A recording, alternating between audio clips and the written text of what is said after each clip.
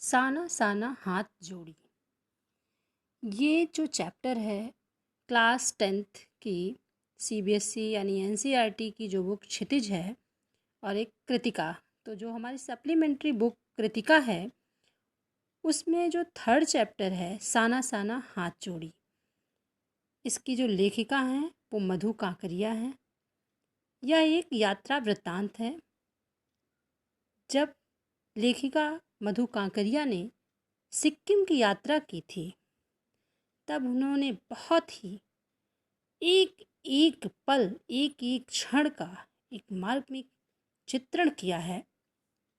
आइए देखते हैं साना साना हाथ जोड़ी, जिसका अर्थ है साना साना हाथ जोड़ी प्रार्थना का अर्थ है छोटे छोटे हाथों से प्रार्थना करते हैं कि हमारा जीवन अच्छाइयों को समर्पित हो। यह बोल लेखिका ने एक नेपाली युवती से सीखा था।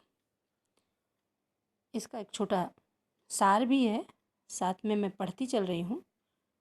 साना साना हाथ जोड़ी एक यात्रा वृत्तांत है।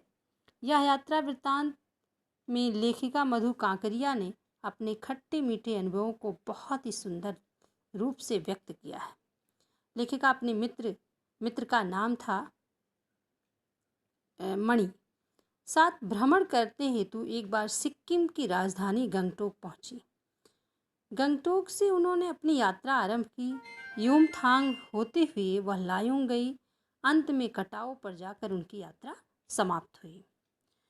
तो लायोंग से कटाओ तक का, युमथांग से लायोंग, लायोंग से कटाओ तक का पूरा वर्णन इस यात्रा में किया है।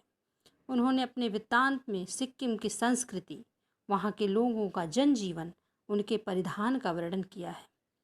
लेखिका ने हिमालय और उनकी घाटियों आदि का भी मनोरम चित्रण किया है। लेखिका कहीं पर एक प्रकृति प्रेमी की तरह प्रतीत होती है तो कहीं विद्वान संत की तरह वह कभी एक दार्शनिक व्यक्ति के समान हो जाती है।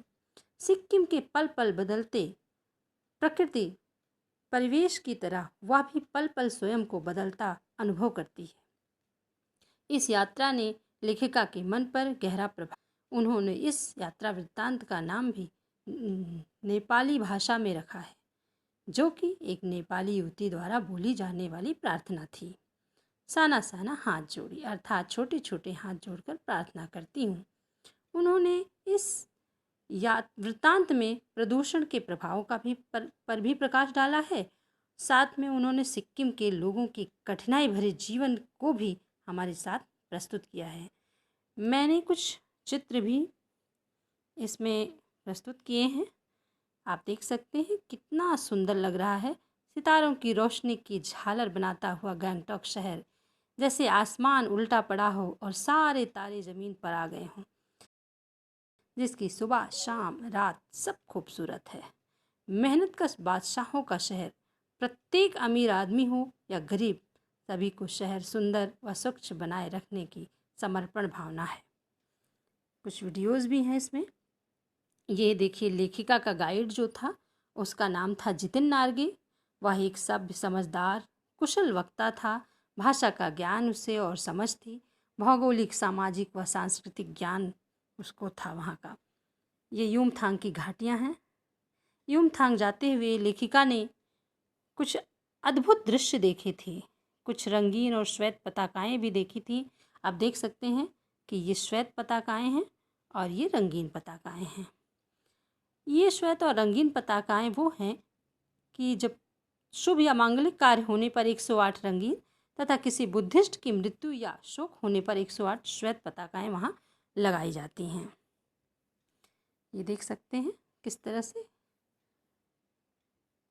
लेखिका आगे बढ़ती है और वहाँ जगह जगह दलाई लामा के, यानी जो वहाँ के धर्म गुरु हैं, बौद्धिस्ट वहाँ रहते हैं और बौद्धों के धर्म गुरु का नाम दलाई लामा है। उनके चित्र भी देखती है। बौद्ध भिक्षुओं को, छोटे छोटे बच्चों को भी देखती है। ये है प्रेयर व्हील, जिसको धर्मचक्र कहते हैं। ये बुद्ध की प्रतिमा है, एक मॉनेस्ट्री है, बौद्ध मठ है और एक भिक्षु हैं। तरह तरह के दृश्य लेखिका देखती हैं। वहीं सिक्किम में एक जगह है जिसका नाम है कवि लॉन्गस्टॉक।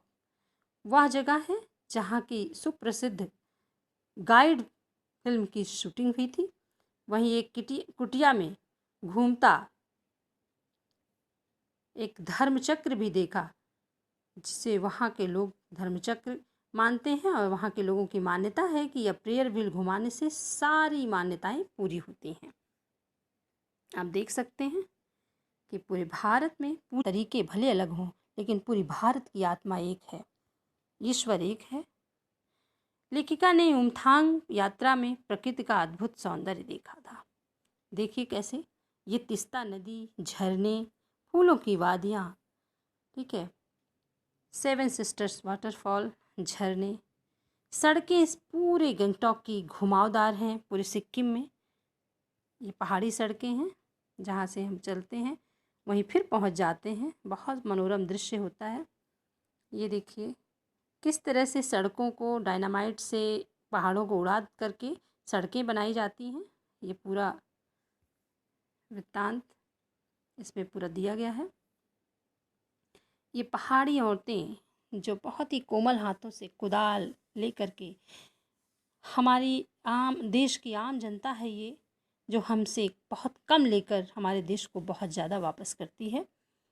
तो इनकी मजदूरी बहुत कम रहती है, लेकिन हम सबके जीवन को सरल बनाने के लिए ये तत्पर रहती हैं और अपने राज्य को खूबसूरत बनाने के लिए सदैव कार्य करते रहते हैं।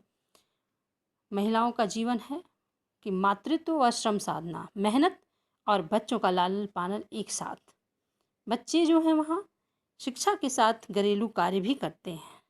ये देख सकते हैं किस तरह से लकड़ियों के गट्ठर धो रहे हैं और काम करते हुए बच्चे स्कूल पहाड़ी रास्तों पे जाते हुए। इनके लिए कोई बस की सुविधा नहीं होती है और घर पे आके इनको काम भी करना पड़ता है।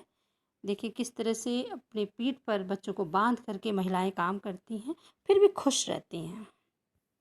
आगे चल करके वो चाय के बागानों में लाल रंग के चटक लाल रंग का बोकू पहने महिलाएं बड़ी सुंदर लगती हैं।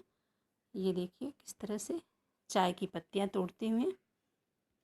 जगह जगह पर चेतावनी बोर्ड भी दिए जाते हैं पहाड़ों पर। ये देख सकते हैं किस तरह से बोर्ड लगे हैं जीवन को सुरक्षित रखने के लिए। फिर आगे पहुंचती है तो कटाओ एक जगह है जो कि प्रदूषण मुक्त है और जन्नत की तरह खूबसूरत है। कटाओ में कोई दुकान नहीं है, इसलिए ताकि वहाँ कोई गंदगी न फैले और वो खूबसूरत बना रहे। आगे चलती है तो 15 डिग्री सेल्सियस तापमान पर ये हमारी भारतीय सेना जो हमारी रक्षा